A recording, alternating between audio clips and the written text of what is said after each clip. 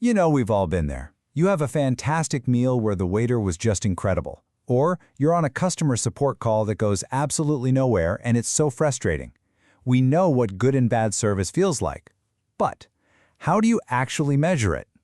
Well, it turns out there's a whole science behind that very question. So let's get into it. So let me just ask you this straight up. When you think about it, what really makes an experience good? I mean, beyond just that gut feeling. Is it how fast they were? How friendly? Did they solve your problem? For decades, researchers have been trying to pin this down, to find a reliable way to measure it. And what they've come up with is really, really interesting. Okay, so the first step to measuring anything, right, is you got to define it. And in this field, the very first thing they had to tackle was making this super important distinction between two words we use all the time, almost as if they're the same thing: service quality and customer satisfaction. And here's the key difference. Service quality is a cognitive judgment. Think of it like your brain filling out a report card, grading how well the service did its job against a set of standards. Customer satisfaction, that's more of an emotional response. It's the heart's feeling about the whole thing. So you could have a technically perfect interaction. The delivery arrives on time, everything is correct. But if the person was cold and robotic, you might not feel satisfied. They're linked for sure, but they are not the same. And look, this isn't some newfangled idea. This has been the bedrock of service research for a long time. This quote here from Richard Oliver, all the way back in 1993, just shows how clearly they defined this early on, and that paved the way for them to actually start measuring that cognitive judgment part. So, if service quality is a judgment, how does your brain actually make that judgment? Well, the big breakthrough came from this really simple, kind of beautiful idea. It's all about the gap. The gap between what you expected to get and what you perceive you actually got. The official name is the expectancy disconfirmation model. Yeah, I know, it's a bit of a mouthful, but it's often just called the gap model, and the idea is incredibly intuitive. Your final verdict on quality isn't just based on how the service performed. It's based on how that performance measured up against the expectations you walked in with. And it all comes down to this simple, powerful little formula. What you perceived minus what you expected equals service quality. If the number is positive, they over-delivered, quality is high. If it's negative, they fell short, quality is low. It's so logical, and this idea became the foundation for everything that followed. So how do you take this gap theory and actually use it in the real world? Well, in the 1980s, a team of researchers did just that. They created a practical survey tool that would pretty much change service management forever. They called it ServQual. When ServQual arrived in 1985, it was a massive deal, a true game changer. Now, it wasn't perfect, and it had its challengers. A few years later, a rival model called ServPerf came along arguing, hey, why measure expectations? Just measure the performance. But even with all the academic debate, the core ideas that ServQual introduced have had this incredible, lasting legacy. Now, the real genius of ServQual is that it didn't just ask, was it good? It broke down that big, fuzzy idea of quality into 5 specific, measurable dimensions. And to make it easy to remember, they formed this handy little acronym, RATER.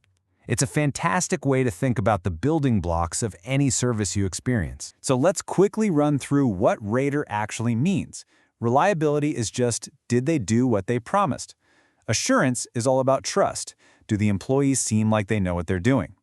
Tangibles are the physical things. Is the store clean? Is the website designed well?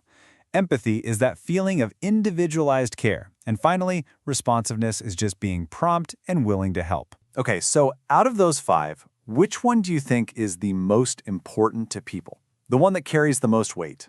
Well, the original research found a clear winner. It's reliability. Yep. Before the friendly smiles, before the nice-looking building, before anything else, customers just want you to do the thing you said you were going to do. It's the absolute foundation of it all. The RATER model was, and is, revolutionary. But of course, the real world is messy, right?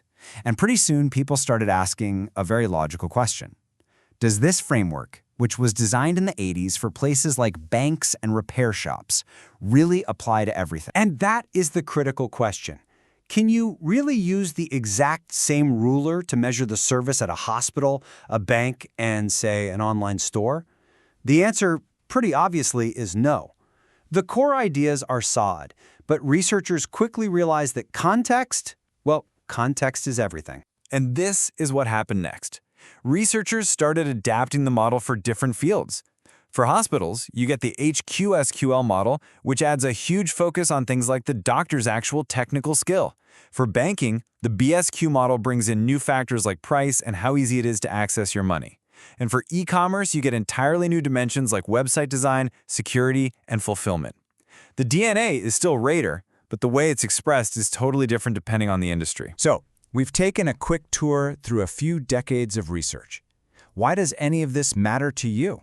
I mean, whether you're a customer, an employee, or a manager, what's the big takeaway here? Well, for me, it's because it takes that vague, I know it when I see it feeling about good service and turns it into a clear, understandable framework.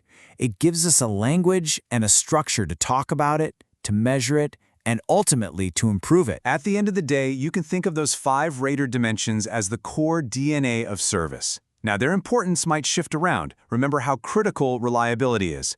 But these 5 elements are almost always there, working under the surface and shaping how we feel. Whether it's a doctor's empathy, a website's tangibles, or a call center's responsiveness, it's all part of that same core DNA. And that brings us to one last, really fascinating question for right now and for the future.